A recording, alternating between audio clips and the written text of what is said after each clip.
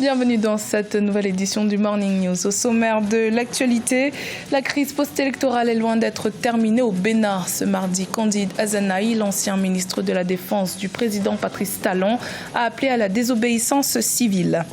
Au Rwanda, les séquelles du génocide sont toujours présentes. 25 ans après la tragédie, entre 25 et 37% de la population souffre de troubles psychologiques. Stress et dépression sont les troubles les plus fréquents. Et puis, sous forme de tableaux d'art, de peintures murales, de graffiti, la lutte qui a fait tomber l'ancien président soudanais Omar al-Béchir s'exprime dans les pinceaux. Les artistes mettent plus que jamais leur art au service de la révolution en cours. Le Bénin n'est pas sorti des méandres de la crise post-électorale. L'ancien ministre de la Défense de Patrice Talon et leader du parti d'opposition Restaurer l'Espoir, Candide Azanaï, a lancé ce mardi 7 mai un appel à la désobéissance civile.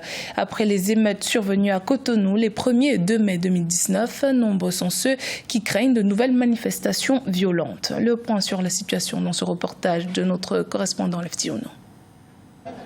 La situation politique du Bénin cristallise les attentions après les violences qui ont émaillé le scrutin et les émeutes survenues à Cotonou les 1er et 2 mai 2019. Bilan, 5 morts et plusieurs blessés selon des sources officielles. Malgré cette situation conflictuelle, le gouvernement béninois estime que le pays n'est pas en crise. Le ministre des Affaires étrangères l'a martelé devant l'ensemble du corps diplomatique accrédité au Bénin. Il y a lieu de souligner que lors de chacune de ces manifestations opportunistes, les forces de défense et de sécurité sont intervenues avec beaucoup de professionnalisme dans le but de préserver l'ordre public. En prenant acte de ce compte-rendu du ministre de l'Intérieur et de la Sécurité publique, le Conseil des ministres lui a donné des instructions fermes en vue de mettre fin au désordre et d'assurer la sécurité des honnêtes citoyens afin qu'ils continuent de vaquer librement à leurs occupations quotidiennes. L'opposition n'entend pas baisser les bras face à la fermeté du gouvernement. L'ancien ministre de la Défense du président Patrice Talon et leader du parti d'opposition Restaurer l'Espoir a lancé au peuple ce mardi un appel à la désobéissance civile. Nous sommes en droit de demander l'activation de l'article 66.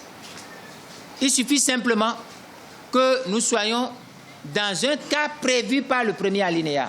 À partir du moment où quelqu'un veut voler et désigner les 83 députés d'un parlement, c'est un coup de force. Sauf revirement, les députés issus des 2 partis proches du pouvoir seront installés le 16 mai 2019 à l'hémicycle à Porto Novo. En Guinée, la Commission électorale nationale indépendante a annoncé la tenue d'élections législatives entre novembre et décembre 2019. Un scrutin qui aura donc lieu avec 1 an de retard, le mandat des députés ayant expiré depuis le 13 janvier. L'opposition guinéenne émet d'ores et déjà des doutes sur la confiance à accorder à ce chronogramme. Marcel Farba-Maron. En Guinée, la Commission électorale nationale indépendante a annoncé que le scrutin législatif pourra se tenir avant fin 2019. Alors que le mandat des députés a expiré depuis le 13 janvier 2019, ces élections, en vue du renouvellement du Parlement, se tiendront donc avec 1 an de retard. Dans l'optique de procéder à une refonte du fichier électoral, un recensement de quelques 6 millions d'électeurs guinéens est envisagé par la CENI. Nous nous sommes donné un délai de 7 mois pour organiser les législatives, 235 jours qui doivent nous permettre de tenir les élections dans de bonnes conditions entre fin novembre et début décembre 2019. Du côté de l'opposition guinéenne, difficile de se fier au délai que s'est fixé la CENI. À noter que depuis un décret de juillet 2018 portant modification du fonctionnement de la CENI, l'État guinéen est en charge du financement du matériel électoral. Les autorités de l'institution n'ont, pour l'instant, pas encore déterminé le coût de ce matériel. On reste un peu trop dépendant de la volonté politique des autorités à organiser effectivement ces élections cette année. Et vu que par le passé, elles n'ont pas nécessairement fait montre d'empressement, de volonté, je pense que l'opposition en Guinée part de cette expérience-là pour émettre le doute qu'elle émet. L'Assemblée nationale guinéenne est composée de 114 députés élus pour 5 ans selon un mode de scrutin parallèle. Sont ainsi à pourvoir 38 sièges au scrutin uninominal majoritaire à un tour dans autant de circonscriptions électorales, auxquelles se rajoutent 76 sièges pourvus au scrutin proportionnel plurinominal de liste dans une unique circonscription nationale. La Banque mondiale au chevet de l'Angola. L'institution financière va accorder en juin prochain un nouveau prêt supplémentaire d'1,2 milliard de dollars à l'Angola, une somme destinée à l'exécution de projets d'infrastructure. Un sujet de la rédaction. Après un prêt d'1 milliard de dollars octroyé à l'Angola pour financer des projets liés à la sécurité sociale et à l'eau en mars dernier, la Banque mondiale va à nouveau débloquer la somme de 1,2 milliard de dollars au mois de juin pour le deuxième producteur de pétrole d'Afrique. Somme qui servira à l'exécution de projets d'infrastructure initiés par le gouvernement du président João Lourenço, qui peine à mettre en œuvre son programme de campagne en raison de la conjoncture économique. Cet appui de la Banque mondiale intervient à un moment opportun, principalement parce que l'Angola a affaire à une institution dont les facilités de financement sont différentes de celles d'autres agences financières internationales. Les coûts de financement de la Banque mondiale ont des taux d'intérêt beaucoup plus compétitifs, avec des durées de maturité plus longues, en plus de sa spécialité dans l'investissement lourd dans le capital humain et dans les secteurs sociaux tels que la santé, l'éducation, la protection sociale des plus défavorisés. L'Angola a été plongée dans une crise économique en raison de la chute des prix du pétrole depuis la mi-2014, une économie qui pâtit de sa forte dépendance aux revenus issus des hydrocarbures. C'est pourquoi le gouvernement met les bouchées doubles pour développer d'autres secteurs qui lui permettront d'équilibrer ses sources de revenus. Nous allons sceller un partenariat exclusif entre la Banque mondiale et le gouvernement angolais, de sorte que notre institution puisse aider efficacement le gouvernement à mettre en œuvre ses politiques économiques qui vont dans la bonne direction. L'économie angolaise pourrait sortir de la récession cette année en grande partie grâce à l'amélioration de la demande intérieure. L'appui de la Banque mondiale à l'Angola concerne principalement l'eau, l'agriculture, le développement local, la protection sociale, l'énergie solaire et les transports.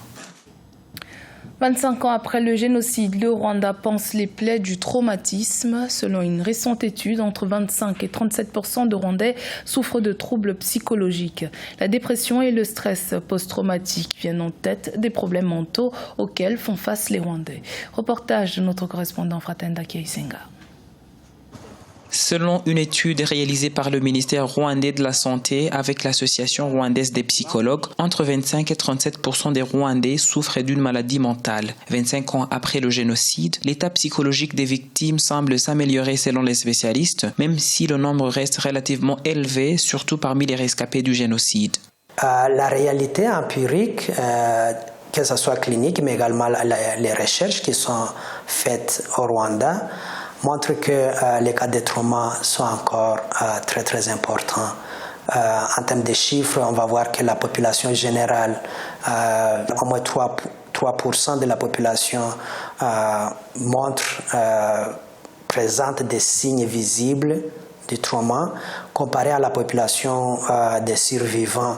De toutes les maladies mentales, la dépression vient en tête avec 11,9% et le stress post-traumatique qui prend 11,5% des Rwandais qui ont participé à l'enquête. Tout cela en plus des troubles liés au changement des conditions de vie.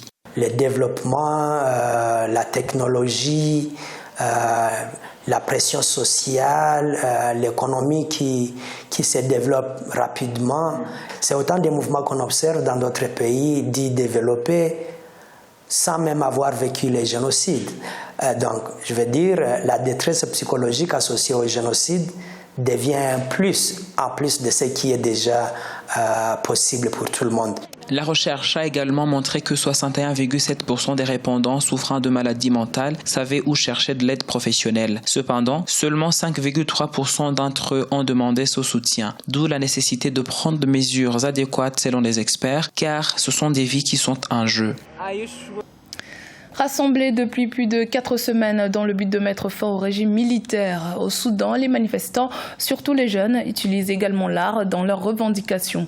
Des peintures murales pour mettre en avant leur créativité, mais aussi une manière pour ces artistes d'apporter leur soutien au peuple soudanais. Aïssatou Diamanka Besland.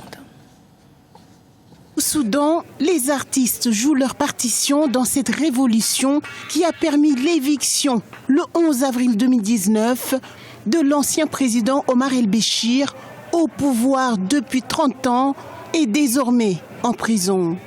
Sous forme de tableaux d'art, de peintures murales, de graffitis, la lutte qui a fait tomber l'homme fort du pays s'exprime dans les pinceaux. Nous soutenons les manifestants avec nos armes, la peinture, le pinceau et la couleur. C'est ce que nous avons pour exprimer nos sentiments et notre soutien au peuple soudanais. Pour l'artiste Aya Abdelrahim, ce projet artistique sur cette lutte politique historique permettra d'avoir une documentation pour les générations futures. C'est de la documentation de l'histoire de la révolution du Soudan. Si le soulèvement n'est pas documenté, les générations futures ne connaîtront pas ce qui s'est passé. Nous documentons notre histoire passée et celle des martyrs qui sont morts. Sur une grande toile qui sera réalisée, il souhaite récolter 1 million de signatures des manifestants à travers le pays. Les artistes peintres espèrent que cette œuvre artistique sera inscrite dans le Guinness World Record. Enfin, nous pouvons dire que justice a été rendue. Notre fresque murale est fantastique. Nous avons de l'espace pour collecter les signatures des révolutionnaires qui étaient présents depuis le 6 avril. Nous espérons aussi que nous parviendrons à l'inscrire dans le Guinness World Records. Pour le président déchu, Omar El-Béchir, 2 mandats d'arrêt émis par la Cour pénale internationale en 2009 et 2010 à son encontre sont toujours actifs. L'ancien chef d'État est poursuivi pour génocide, crime contre l'humanité et crime de guerre commis au Darfour lors de la guerre opposant le régime à une rébellion. C'était le journal de la rédaction. Merci de votre fidélité. Dans un instant, une nouvelle édition de l'actualité sur Africa 24.